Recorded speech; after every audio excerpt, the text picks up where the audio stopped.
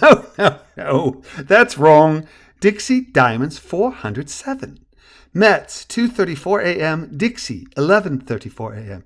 You, Brency! Mary Firth hollered to Minima Brency as she dangled her jailer's keys at eye level just outside the door to the cell. McMahon's waiting for you. Let's go, she added while flapping her left hand towards herself in invitation. What? Minima replied, her face corresponding to her tone of confusion, adding, my solicitor? As she exited her bunk and walked to the gate where she stood blinking at Frith through the bars of her cell. Another day, same old crap, Frith said flippantly, adding in bored tones, step forward, turn your back towards me, and stand by the door, she added, reaching through the bars and handcuffing Minima as Min followed the routine even before the guard had completed her dozen-word route chant.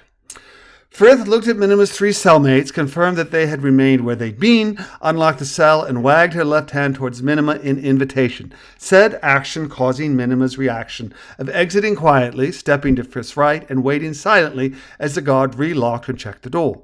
Did he say why? Minima asked as Frith tapped her right shoulder 3 times with her fingertips in unspoken direction, and the pair walked down the corridor of cages.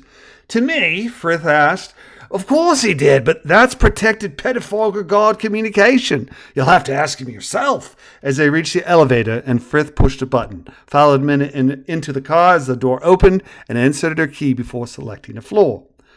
Frith stood slightly behind and to the left of Minima as the elevator dropped and then once again used her key to allow exit. Go left, she said, a direction that Minima followed literally. The pair entered and exited 2 additional security stations before reaching the conference room where attorney Patricia McMahon awaited.